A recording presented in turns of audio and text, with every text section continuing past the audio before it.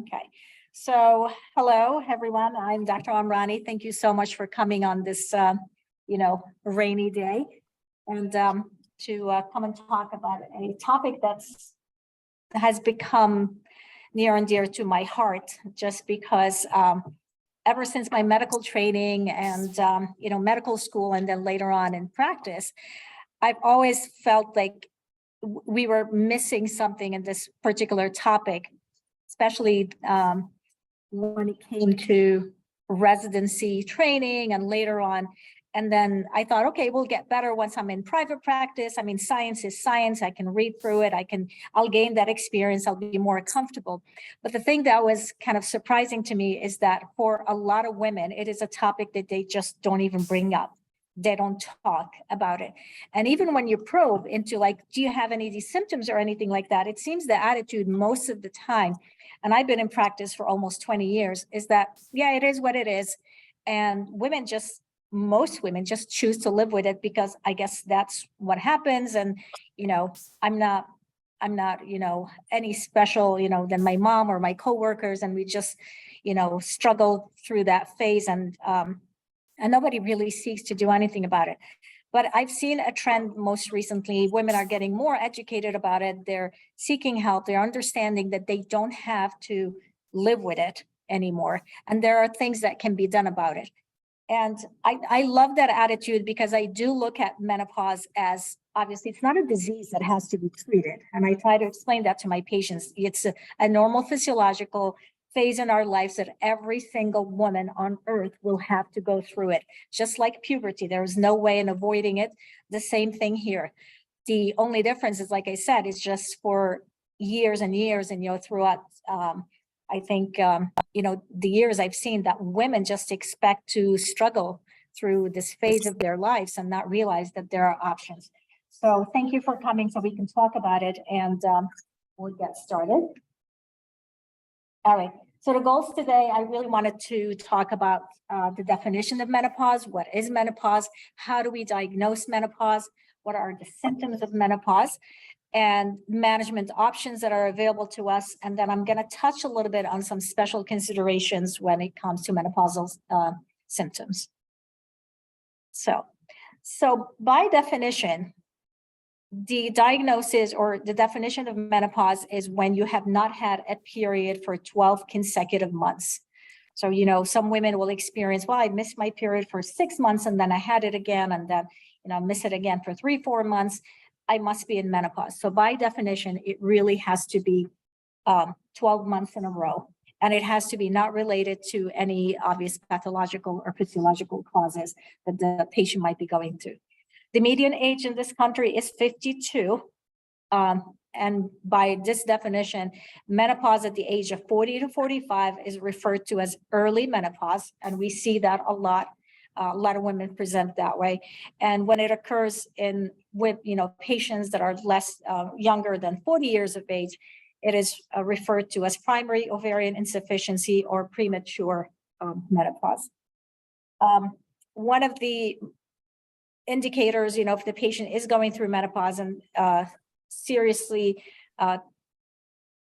experiencing a lot of menopausal symptoms, but then they're not sure, is it menopause, is it not? That's when we refer to as perimenopausal years. But a lot of times patients are in that gray zone where they're not sure, is this perimenopause or is this just a transient phase I'm going to go through? Because some women will go through sort of menopausal symptom phase in their early 40s for a few months, sometimes even a full year. They're still getting their period regularly, but they're experiencing hot flashes sporadically, maybe some night sweats here and there. And they're like, is this perimenopause for me? And we don't know. So let's see how we can improve your quality of life if these symptoms are bothering you. But it's not unusual to have a sporadic episode of perimenopausal symptoms, so to speak, and then they disappear, and menopause in itself does not happen until years and years later.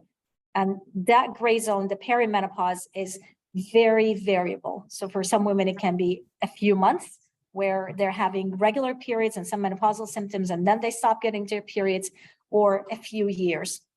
one of the best ways to know when you might be going through menopause, or, are you most likely going through menopause, is asking if you have an older sibling, a sister, or your mom.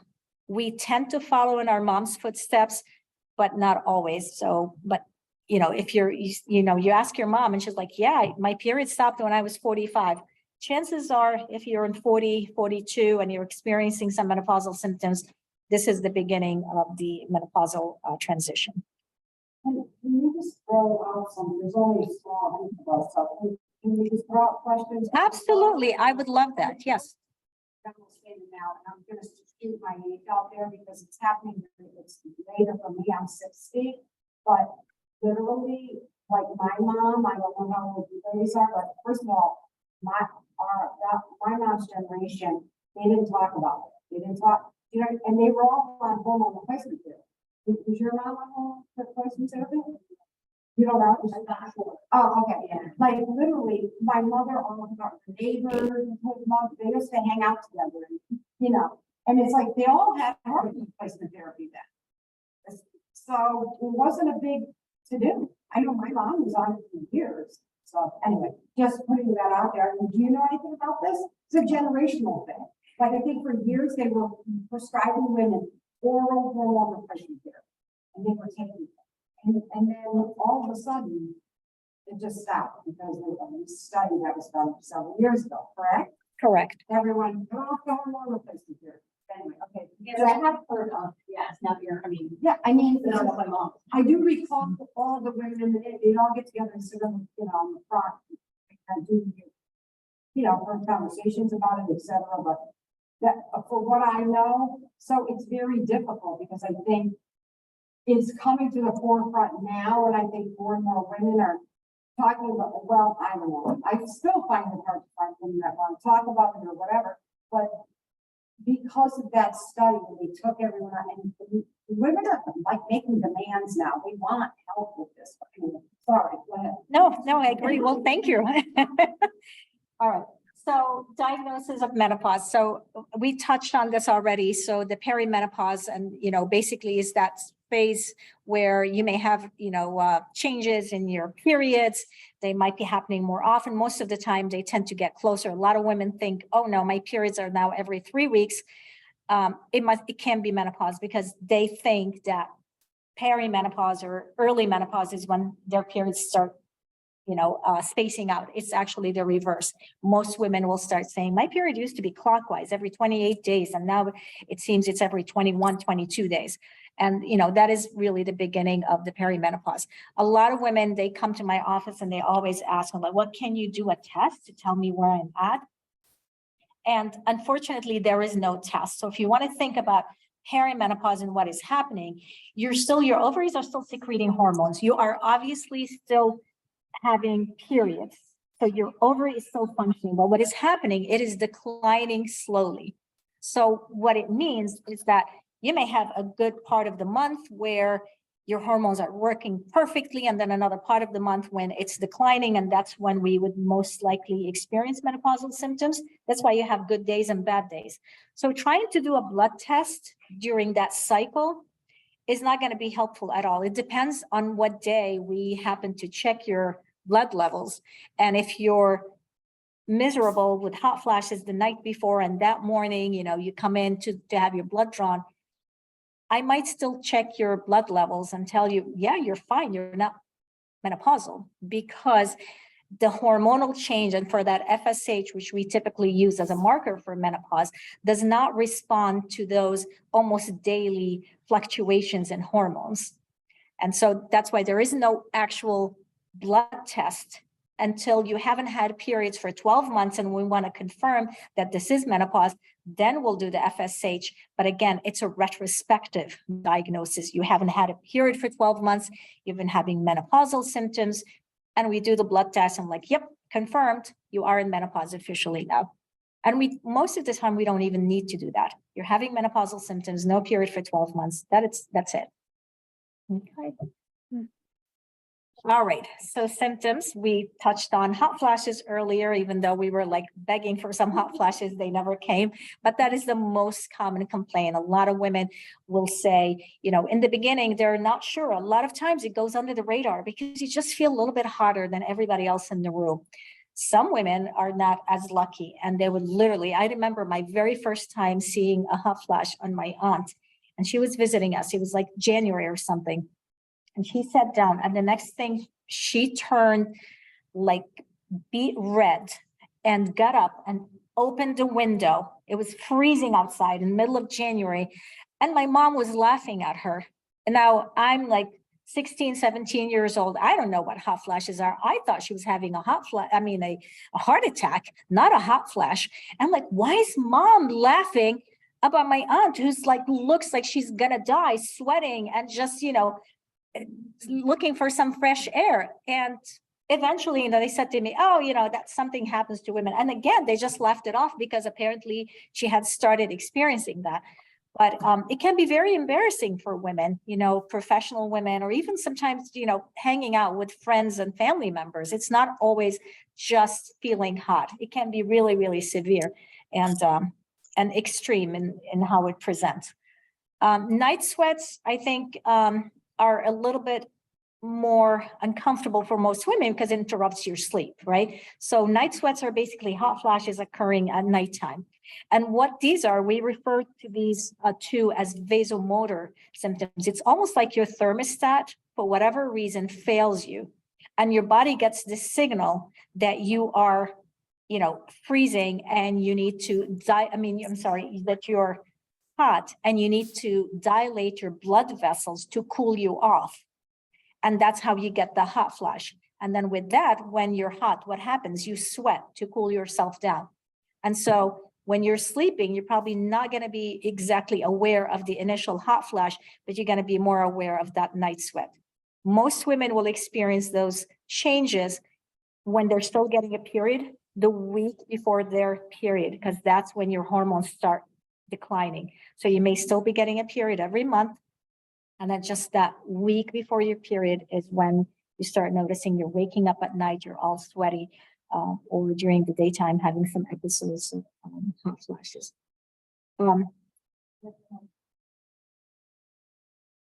Yes, so the night sweats basically are hot flashes happening at night. Yes. Mind if I take pictures of the? I don't mind at all. Actually, I don't mind sharing, if that's I okay. will be sending off. Yeah. With the. If that's what you That's all, want. yeah, I didn't want to like. Yeah, no, absolutely, absolutely. Sleep disturbance, most of the time it's associated with the night sweats. If you don't mind me asking, show of hands, how many have had night sweats? No? Did you ever have night sweats? I have to tell you, I had a complete hysterectomy in my late 30s. I had Okay. endometriosis. And I can count on one hand the hot flash or whatever, where my girlfriend, her and I are the same age, and she still has hot flashes to the point where we'll be sitting there talking and she will be like gripping her arms, everything. Yeah. And so I always tease her and say, thank you for taking over my portion of the menopausal years, because I didn't really get it. I think I feel that the night sweats are worse than the hot flashes. And it's simply because you're like sound asleep, enjoying your, beautiful dreams, whatever it is, and it interrupts you. And worst of all is that you wake up the next day and you haven't gotten a good night's sleep. You're miserable because of that. And in the beginning, you try to accommodate it and you think to yourself, all right, I got this, I have a fan, I'm gonna, dress slightly. It never, ever works. I mean, it might help, but not necessarily really take it away.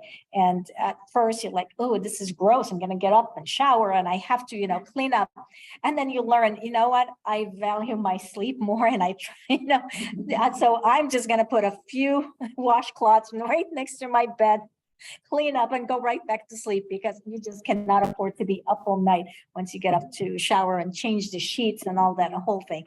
So, night sweats are horrible. So, good for you. You never had to experience any of that. Cognitive changes is one of those things I remember, growing up, my mom would always, complain because, she'll be trying to find her keys. She could be trying to find her glasses. There was one time, it was like the funniest story, but she had placed a whole thing of shredded cheese into the pantry instead of the fridge. And she would always, joke about, oh, my God, I'm losing it. What is this? And it is real. We haven't really been able to identify exactly what happens and when that occurs. Some theories are saying, well, because you're sleep deprived, you're not getting enough sleep. Of course, you're going to decompensate later on. But we haven't been able to say, oh, it affects this pathway that affects, cognition or the lower. Yes, kind of, sort of, exactly, yes.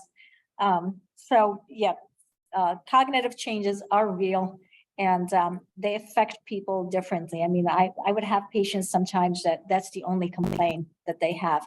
Like, I'm not sure I want to blame it completely on menopause. So let's just make sure your primary care doctor rules out other things before we check it off and say, oh, it's just menopause.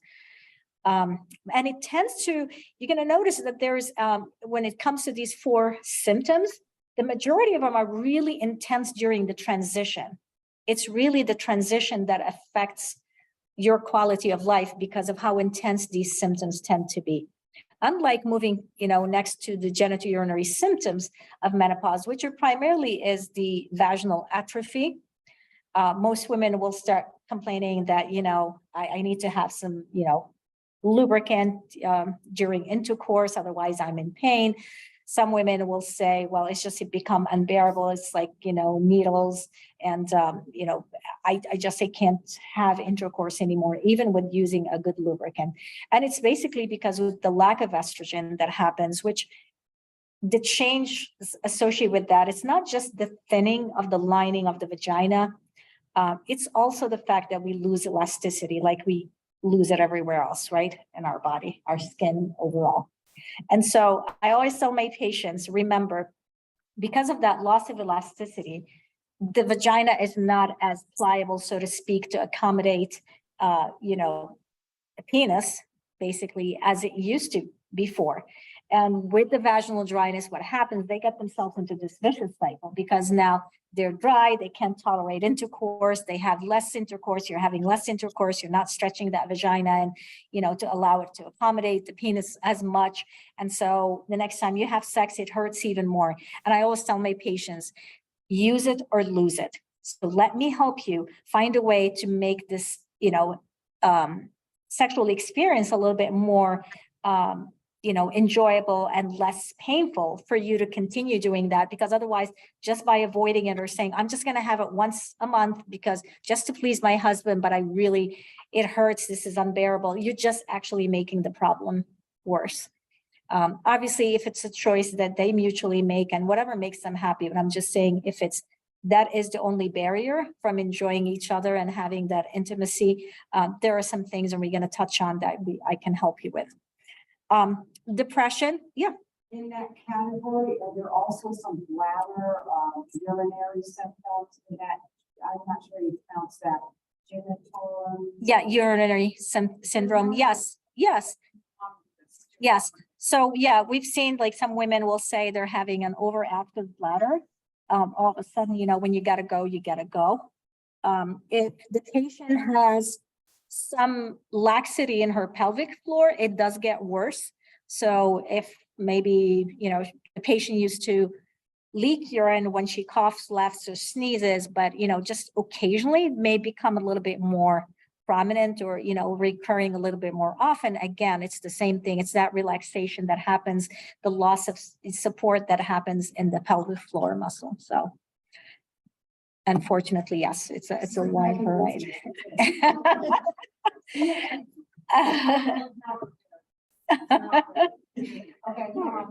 All right. I kid you not.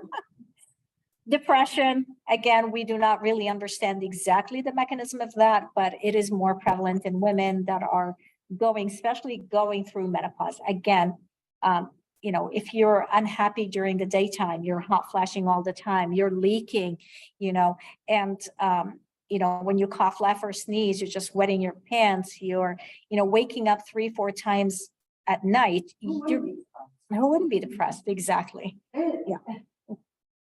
Yeah. Oh, is that how it came out? I'm sorry about that. It looks much better. So just again, hot flashes, right? I'm still hot. It just comes in flashes now, right? I'm so sorry. Did not realize they came out this way. So again, who's your best friend when you're going through menopause? It really is the fan, even though anybody that's going through it or has gone through it will tell you it helps, not necessarily, sustainable. Like you can't be walking around with a fan the whole time. And even if you do, I think it sort of helps a little bit, but I wouldn't say it helps. So we talked a little bit about, inability to sleep, the sleep disturbances, whether it's because you're being awakened by the hot flashes. But a lot of women would also say, no, I don't get any night sweats. I don't get hot flashes. I sit there and I stare at the ceiling. And that's not uncommon during menopause too. All right, we talked a little bit about the cognitive changes. This is very common, can't find your keys, don't know where you're going, all of that. And the mood swings we talked about a little bit. All right, so I found these, and it was so funny because the very first time the link to this website actually came from my daughter. And it was basically, she was trying to be funny and fresh, of course. And she sent me, let me see if I can, she sent me, which one is it? Oh no. Oh, Chantel. Come fix it. But anyways, she sent me the one with the fan. It was the middle of July and we were on a vacation. And this house did not have AC. It was right on the water, but there was no AC to be found. Thank you. Yes. And so the whole time, there were fans, but the whole time, like any time I walk into any room, like the living area, there were 2 fans. I had to be seated strategically in the fan's way. And that was known that it was mama's, spot. So, if we're late, at night and we're sitting down, we're going to watch TV, play games or anything. Like, it was just like, there was no questions asked like that. No, that's my spot. I don't care what anybody else, how hot they were. That was my spot. And she sent that to me and I just, then found all those. All right. We talked about vaginal dryness. Yeah. I'm sure she saw that too, but thankfully she did not forward that to me. But that happens. All right. So when we talked about others earlier, when we talked about the symptoms and I said others, and the reason I really did not want to emphasize it too much is because, again, we do not understand the exact mechanism, but a lot of women going through menopause will describe a change in their weight. And there are a lot of factors that can be, sort of to blame for. One of them is all of us, women and men, after the age of 40, we tend to lose muscle mass, right? And we do know that the more muscle mass we have, the higher our metabolic rate, because muscle burns a little bit more calories than fat, for example. So a lot of women would say, yeah, but I'm eating exactly the same, I'm exercising exactly the same, and I'm still gaining weight. And I think one of the the frustrating thing is that, yes, they're not changing anything, but your body is changing. And whether we like it or not, it does happen. So that's why I always encourage my patients over 40 is to focus on doing weights. Weight-bearing exercise is really the key, trying to maintain, if not, build a little bit more muscle mass to help with that. Do I have a secret formula to avoid it? No, unfortunately. And it moves around. It redistributes. Yes, it does redistribute. Absolutely, absolutely. You know, even more, Yes, it's moved.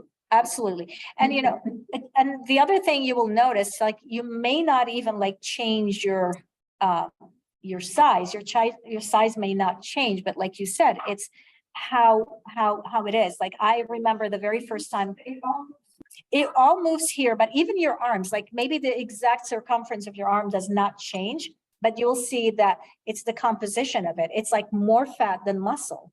It's just because the muscle, when it decides to go away, it invites fat in its place. It just volunteers to bring another occupant. And like, well, it is one thing if you just lose muscle mass, but no, it gets replaced by fat. So that's why it's very, very important to do weights.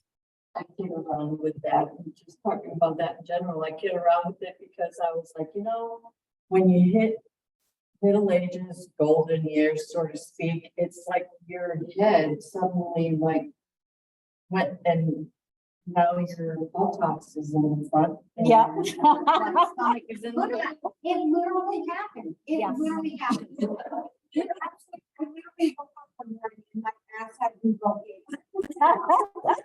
It's as far as a pancake now. It's moved to the front. It happened. You are absolutely correct. You know that you cross over to menopause because it just happened. Yeah. It literally did. Okay, I'm trying to find a dress right now for my son's getting married in a couple months. I tried his long dress. It's ridiculous. My ass is like unbelievable. So under the same category of other, some women will also start describing joint pain, right? Right, for no good reason. It's like, all of a sudden you're having pain in places you never, So a lot of changes happen, with age, which naturally, but it's disproportionate when it comes like with women compared to men.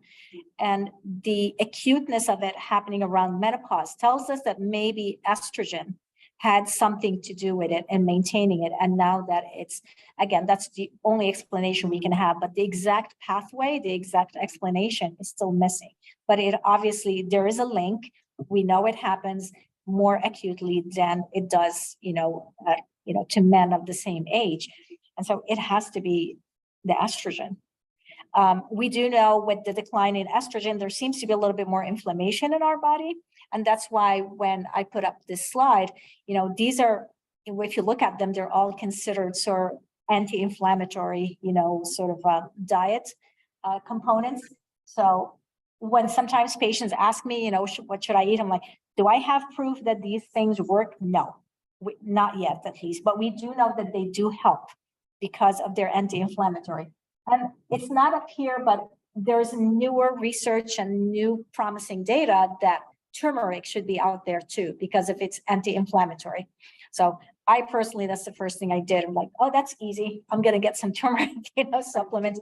Just recently, probably about a month and a half ago, because I have autoimmune disease, so I have a lot of issues with my joints and stuff like that. And I started taking the turmeric and ginger, bought it through Amazon, and that's been amazing. Yeah, a lot of rheumatologists and PCP. My mom's orthopedic doctor recommended it too. She was complaining of some joint pain. I was like, well, it's not going to hurt. Try it. It should help. Yeah. And yeah. So are you saying that in the morning, when you start this process, the inflammation can get worse in the body? That's just part of this. Correct. And that's why Our joints hurt. We also think that it has something to do with the vasomotor symptoms that, remember our thermostat and how it goes haywire and just starts acting up. So there are some studies that, like I said, it's promising. Not only is good for the joints in menopausal women, it's also good for the hot flashes and night sweats. With, I think one study quoted like 40% reduction in symptoms. It's not going to make it go away, but there's a significant improvement in symptoms, and making them more tolerable and maybe less frequent is a bonus. Like, why not? But definitely for joints, yes, a lot of doctors, primary care and rheumatologists are starting to recommend it. So management. So we already touched on the anti-inflammatory diet, the turmeric. Under the umbrella of lifestyle modification, we talked a little bit about that fan, right? Dressing lightly, making sure that, you have a change of clothes or some, it's as silly as it sounds, it really does make your life a little bit more bearable if you want to go to, the extreme of just no meds, nothing but lifestyle modification. There are studies that came out of Europe, actually. It's like a multi-center study. There were like thousands and thousands of women that they've studied. And it showed that exercise, intense cardio for over 30 minutes, 4 times a week, showed a 50% reduction in the frequency and the intensity of the hot flashes as compared to women who had a more sedentary lifestyle. So I think, we all know exercise is good. It's good for your heart. You sleep better, reduces your risk of hypertension, diabetes, all that. Added to that, there you go. It also helps you with your hot flashes and your menopausal symptoms. So why not? And then over-the-counter prescriptions that, once you go to the pharmacy, and I try to do that because a lot of times my patients will come and ask me about, what do you think about this? What do you think about that?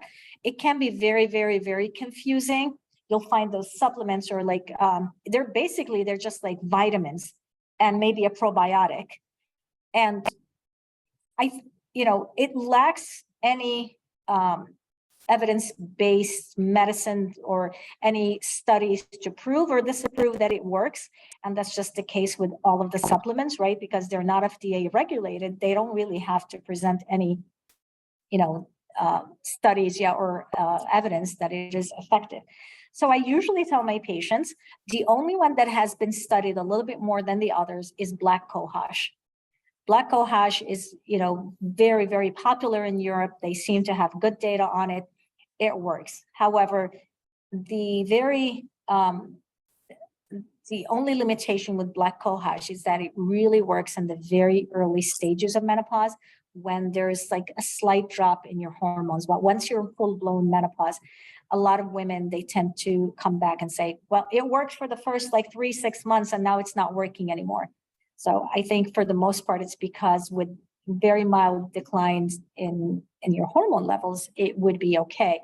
But when you start hitting those, rock bottom levels with your estrogen, it tends to not do as much of a good job. What is it? Black cohosh. CO, yeah.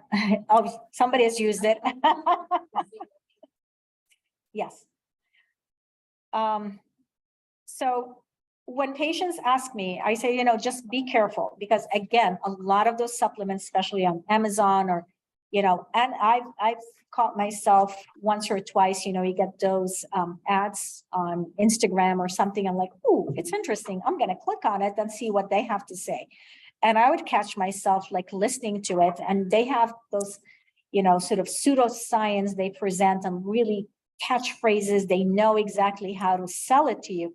And I would find myself going, oh, hold on a second. No, that does not make sense. I caught myself almost buying into it. I'm like, oh yeah, that sounds great. And then, I just think a little bit deeper into it. I'm like, no, that does not make sense. Because again, we do know that anti-inflammatories would help. But does it mean you have to buy this probiotic that they're selling in this supplement? I don't think so. What makes it superior to Align or any other probiotic that's out there on, on the market?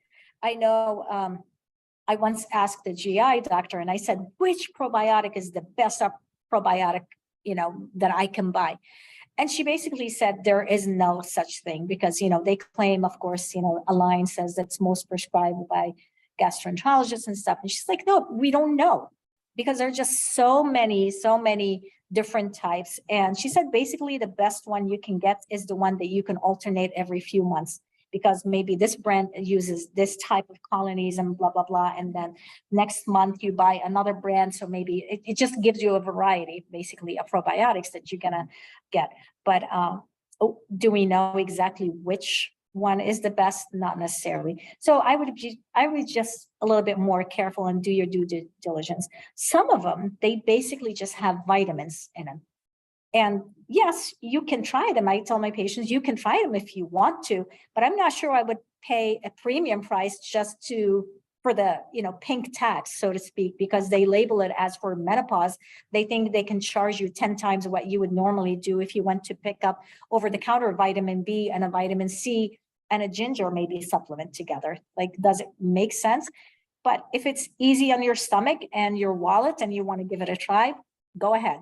There's also a placebo effect to it too. So I'm not going to deny my patients that if that's something they want to try, but it's not something I would personally recommend. The only supplement I would is the black cohosh and say, yep, there is some evidence. And now most recently, the turmeric that we know of. So SSRIs. SSRIs have been studied for the longest time, ever since I was in residency. I remember Prozac came out with, what is it called? Seraphim. So Seraphim was basically Prozac, except in a lower dose, and it's was being prescribed for women with PMS, PMDD. And the women will, mostly was the younger girls will take it, the week or the 2 weeks before their period, whenever they feel that they have the mood swings and, feel that a little bit on edge, we give it to them for those that, for only those days, and it helps with their mood swings and they feel overall better. And then incidentally, they found that in women who were transitioning into menopause, that it also helped with menopausal symptoms, hot flashes and the night sweats. And so why not give it to perimenopausal women? And it was helping for the longest time. And then 8-9 years ago, Paxil was the only one who decided, well, let me do an actual study and look at it and see if it works. And it did. It helped a lot with night sweats, hot flashes, and obviously mood, right? And so because of that, they were the only ones able to present their data to the FDA and be approved to be used for menopausal symptoms.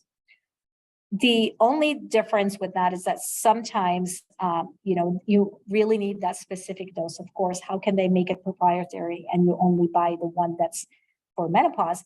The general dose, if you were to be prescribed Paxil, it starts at 10 milligrams and then you go up to 15 or 20, depending on, when it's given for anxiety or depression. For menopause, supposedly the 7.5 is the right dose.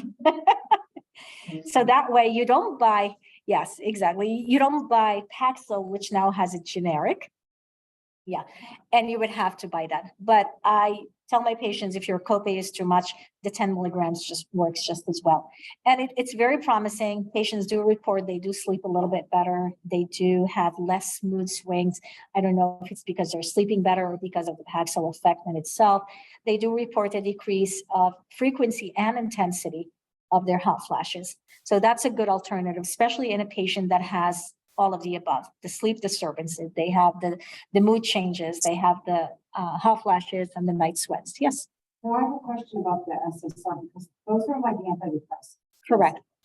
And I think that a lot of them have side effects. Correct. This doesn't sound very enticing to me, considering I'm facing other problems to try to answer. Yeah. So, and I don't want to gain any more weight. Because my doctor tried to, let's try this one, let's try that one. And I'm a little hesitant about it. So what's your thought about that? Because they come with their own side effects, antidepressants. Yeah. So like everything else, you have to weigh the risks and the benefits, right? And so when you talk, we're going to touch on one of the side effects. I think the most commonly, complained about is the decrease in libido. It was interesting because some patients actually noted that it improved their libido, not because the medication does that. It's because you're sleeping better. You're not as moody. So you're able to connect with your spouse during the day a little bit more and maybe willing a little bit more to have sex with him versus, just being mad at him most of the day because you're just not happy. So that is one thing. So I always counsel my patients about even the GI side effects, because some patients get really upset, with those stomach upsets that they may notice. Some women, it's bad enough that they stop the medication. So again, like everything else, it's really balancing that. When it comes to the weight gain, you're right. It is a known side effect. Tell my patients, well, which is more important. But once you know that a medication is going to promote that weight gain and you become more proactive and, exercise maybe some more, do some lifestyle modification, because we actually did not talk very much about diet and the lifestyle modification. So I'm going to go back to that later. But you may find that, those concerns for weight gain are not as really as worrisome as you thought they would be. So I wanted to go back to diet and lifestyle modification. So we talked about inflammation, right? Menopausal symptoms, they get worse because we have inflammation, and they get worse with anything we put in our body that induces inflammation. So we talked about things that reduce inflammation. Well, what are the things that promote inflammation in our body? We all know number one is going to be, yes, processed food. That's the number one thing that increases inflammation in our body. And, no matter how clean you try to eat, I know it can be challenging, but we just have to pay a little bit more attention to that. So I always tell my patients, just don't eat out. Nothing from the vending machine. Anything you can buy from the vending machine, you're gonna, eliminate or reduce it as much as you can. But then I catch myself one night, I'm coming home, here I am, I'm so good, I'm cooking dinner, and it's a homemade pasta meal, sauce out of a jar. I'm like, well, you can't, probably eliminate it, but if you can reduce it, I think that should help quite a bit. The second thing is sugar. The more sugar isn't in your diet, the higher the inflammation. And the number one thing, and I think that's really the easiest one to eliminate completely, is alcohol. We do know that one serving of alcohol can carry on inflammation for days at a time. And I was reading about French fries too. And it basically said that the inflammation caused from eating one serving of French fries can linger in your body for 24 hours. And here I am, I'm like, I never, ever order any meal with a side of French fries, but I always get some from my kids' plate or my husband's. And I'm thinking, it's not much. So The oil or? it's the oil. It's basically the fried, the fried food. We Yeah, were talking about sugar and so yeah, I wasn't- yeah. So, yeah, French that French fries, yeah, it's the inflammation that's caused. But alcohol is just known. I would have some patients, I'll say, I only had this glass of wine with my, girlfriends on the weekend, and now I'm paying the price for it. And so many women, especially when you start like paying attention, I don't even have to tell them what the triggers are. They'll tell me. It's like, especially when I have, a drink or two, or I increase, the number of cups of like coffee that I'm having because we had a, work that we needed to finish, and I was staying up late, and I found myself that the more coffee I was drinking, the more hot flashes. A lot of women can tell you what triggers it, but the general idea is anything that causes inflammation, try to stay away from. So there are other medications such as gabapentin, and I can't think of the other ones, but yes, we're gonna talk about when do we recommend prescription medications and the length of it in just a moment.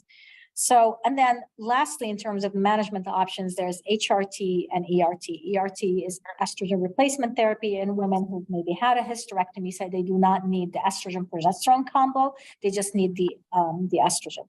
Before we go to the HRT, gabapentin, what exactly does that do? Helps with the Hot flashes.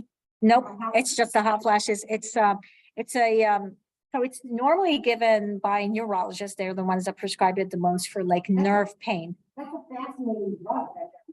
Yes. But it does help. It really does. Yeah. That's a fascinating drug. Yeah. I was given it because I had a lumpectomy, and so they give it to you because there's a lot of nerves caught when they dig a lot of lobe out in the rib cage. That stuff, and that I found out that they use it. Helps with pain too. Yes, we give it for They pain. use it for a lot of stuff. Yeah, yeah. It's an amazing drug. Okay. It is. But you're saying it helps with inflammation also. Correct, because of it affects the thermoregulatory center in our brain. And so it helps. I'm telling, I gotta. You can, yeah, you should. It is good. Yeah. Okay, sorry. That's all right. Because this is what I want to hear all about this now. I'm about to throw myself into it. I really am, despite all the study. I'm really interested. Okay. Okay, thank you. All right, yeah. So I'm gonna go backwards on this one. I think I'm gonna start with talking about contraindications and the indications first, right? So we've established menopause is a normal physiological state, right? It's not a disease that I have to treat. It's not something I'm gonna, like every 52-year-old woman, I'm gonna say, hey, it's time to go on hormone replacement. This is not how it is. Our attitude actually changed after that WHI study that came out and said, maybe it's not as benign as we thought it was, and it increases your risk maybe of having blood clots, cardiac events, breast cancer, especially in women who have history of breast cancer. So we pulled back a little bit. And ACOG, or the American College of OBGYN, came out with a statement saying HRT should be given at the lowest effective dose for the shortest period of time. So it is meant to improve your quality of life. We're not trying to reverse menopause. We can't, even if we try to. We're not gonna try to, there are no markers that we need to fix. It's really your quality of life. And what a woman tolerates, compared to another one is very variable. You could be bothered mostly with the night sweats, but somebody else is just miserable because it affects their sex life. And that vaginal dryness is really, it's like, no, I can deal with the hot flashes. I can deal with night sweats. It's just my sex life that's affected, and my quality of life and my relationship has been, suffering tremendously. That's what I want to be addressed. So it has to be tailored to every individual patient's need. And it's really to improve her quality of life. Again, we're not trying to cure her symptoms or anything. It's just to improve the quality of life. So the contraindications, obviously, we talked a little bit about breast cancer, history of heart disease. It increases your risk of blood clots. Most women have been on birth control pills when they were younger, but our risk increases as we get older because our risk of high blood pressure increases. Our, risk of having blood clots can travel to your lungs, cause pulmonary embolism, stroke, things like that. It increases naturally, just without any hormones. So if the patient already has those risk factors, then, HRT or ERT should not be given to those patients. Patients with history of breast cancer, relative contraindication, family history of breast cancer. That's kind of, a lot of the oncologists will say probably not, but there are also some gynecologists that say, and patients, I have patients that will come say, I don't want to live until I'm 70 or 80 this way.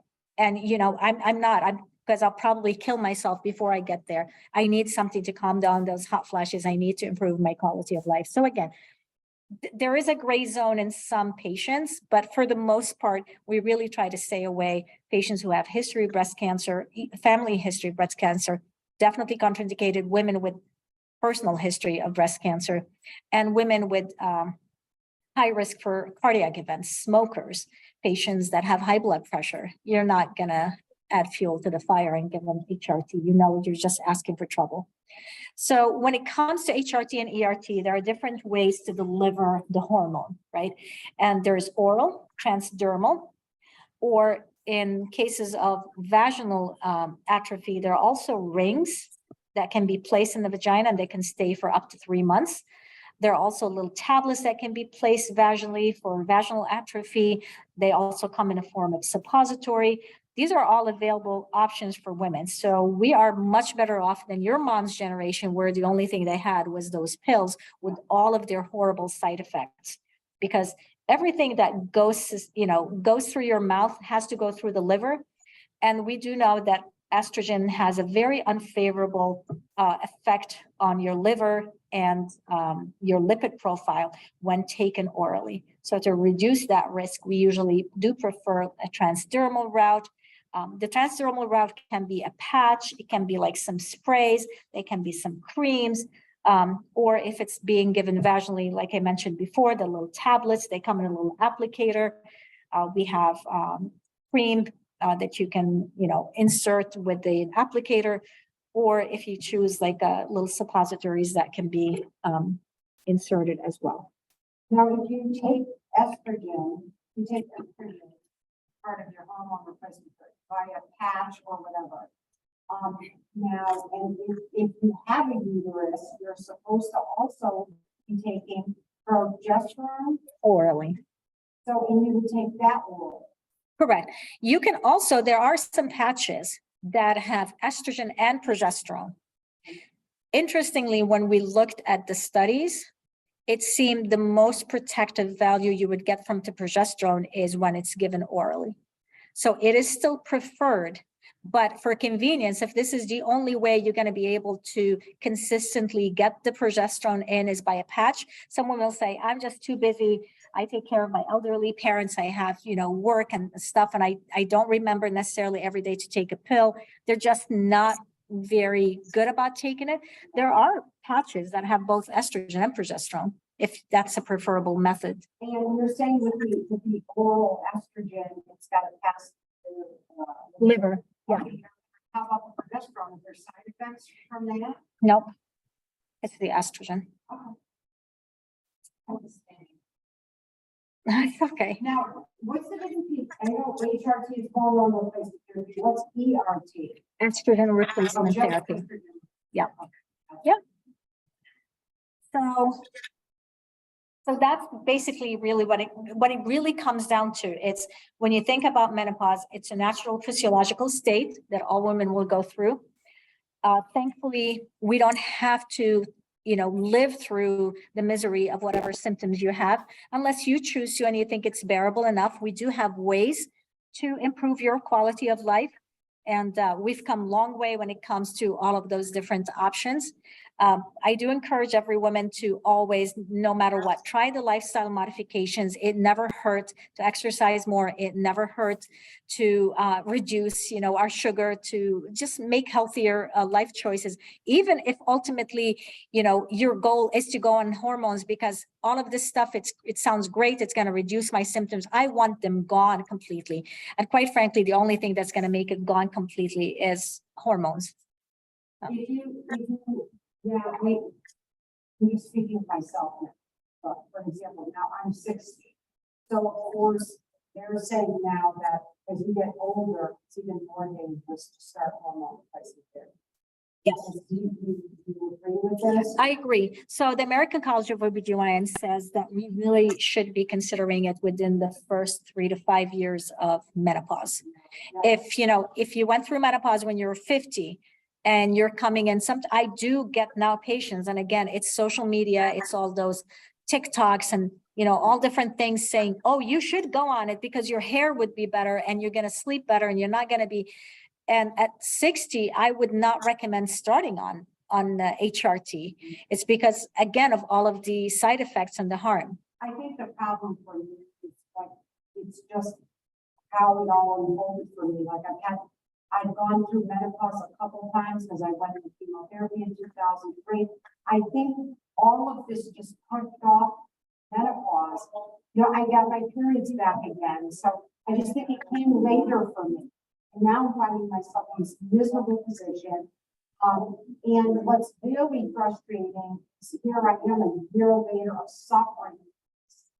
The estrogen vaginal cream's not working anymore. And the painful intercourse, the hot flashes, and the refusal of my gynecologist doesn't want me to put me on the HRT. And then I go to another gynecologist who just is giving it out like candy. It should be a science. It shouldn't be based on opinion. So for me, like, this is an informational thing. I want your, I'm trying to find the latest and greatest information. There's this North American Menopause Association. Yeah. Okay. That's a good resource. Okay, well, I thought it was a good resource, and I took a gynecologist off of their page and went to her, and she's just passing out the hormone replacement therapy, and she can't even take me as a patient. She just would Zoom appointments. Well, shouldn't you be monitoring a person of my age here? I agree. So just when I thought, okay, I'm finding a professional who, well, it wasn't what I thought it was. So it's purely informational. I don't want to monopolize this time because I'm clearly a different case. Yeah. No, I understand. I'm talking about with these women.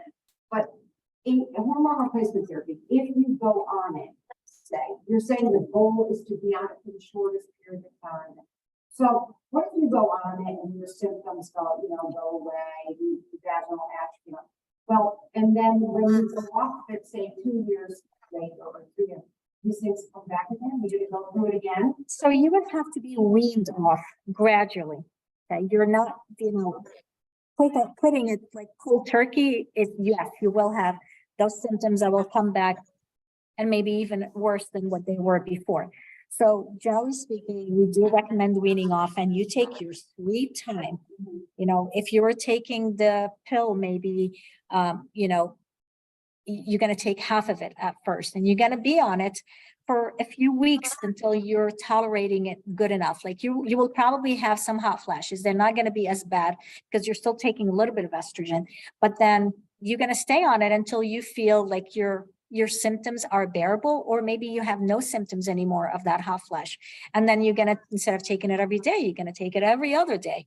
And it may this time take a little bit longer because you have your symptoms again, and it's going to take you longer to get used to that new dose, and until you're ready to stop it altogether. So you have to take your time in weaning yourself off if you want a smooth transition. But once you stop taking it, or what, say you use the estrogen patch and you're taking that oral pill.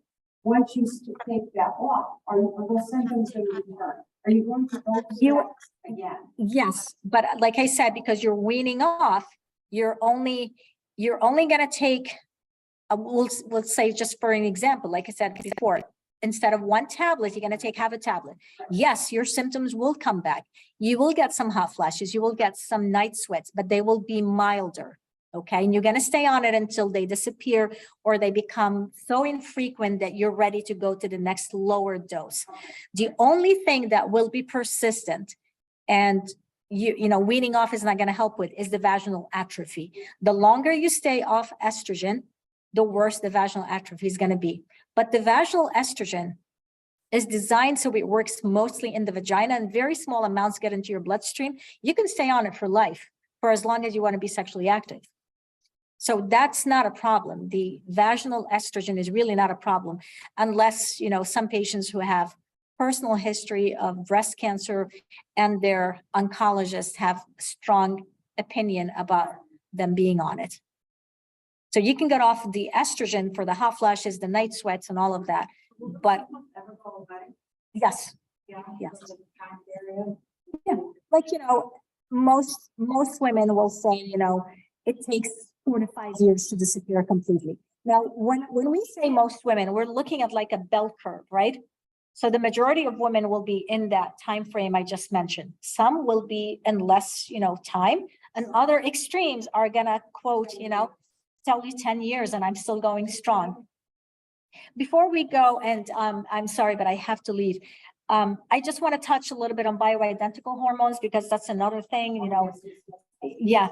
And ACOG's position on that. So we do prefer bioidentical hormones. However, you really don't have to go to places that make all those claims that this is superior to the prescription hormones, whatever. We do have bioidentical estrogen that is FDA approved. And the reason I discourage women from going to those sort of compounding pharmacies, some of those practices that are prescribing, hormone replacement based on blood testing and saying, oh, you need more progesterone than she does and she needs more estrogen.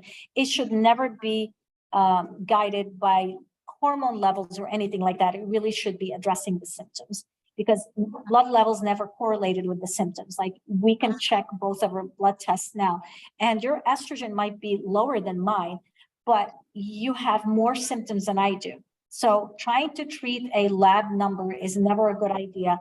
It never proven to be effective. And if anything, just dangerous, because you're guided by a blood test that does not really reflect what the patient is experiencing. You should address the symptom and not the blood test. And again, because we do have FDA approved medications, I do not own any stocks in any of these companies. It is safer just because of the variability. If you buy estrogen or progesterone cream from this compounding pharmacy versus another one, they're not FDA regulated. So I cannot guarantee you're going to get this X amount circulating in your bloodstream at what hour from taking it.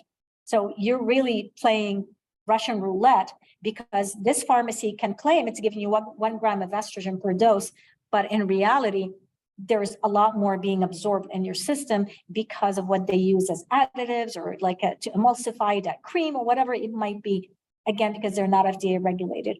Another thing I'm going to touch on is the decreased libido and the role of testosterone. So we do have, there's a correlation between our level of testosterone testosterone role in improving women's libido. However, there was no definitive level of testosterone where we were able to identify and say, oh, if it's below this X number, then you're going to have low libido. It's the same thing like we talked about other hormones. It did not correlate. We did studies years and years ago, and it basically was very disappointing, because I could do your blood test and you have low testosterone compared to mine, but you have a wonderful libido and have no complaints whatsoever. And then another woman who has within normal level testosterone is complaining of decreased libido. So that never correlated, and it should never be prescribed just based on blood work. It does come with a lot of side effects, so I'm always hesitant to prescribe it for decreased libido, just because some of them can be dangerous, such as increasing your risk of uterine cancer, deepening your voice, permanent change in your hair pattern. Exactly. So, yeah, exactly. So just be mindful of that again. And, if it sounds too good to be true, probably it is not true. So just I get patients, they come and they have pellets and they have all sorts of weird things. I'm like, why are you getting this? Well, because they tested this and they told me this was low and this was low, and I am estrogen, dominant versus progesterone dominant. I'm like, it's pseudoscience that there is no study, there's no evidence-based medicine to support it. So just be mindful in that. Remember, it's not a disease. It's not like a cholesterol. I have to be after you and be going, no, you need to fix this. You need to get this corrected. My role is really to provide you with solutions and options to really just improve your quality of life. That's the bottom line. It's a quality of life issue. Symptoms. What is it that you're presenting with? So again, thank you all for coming.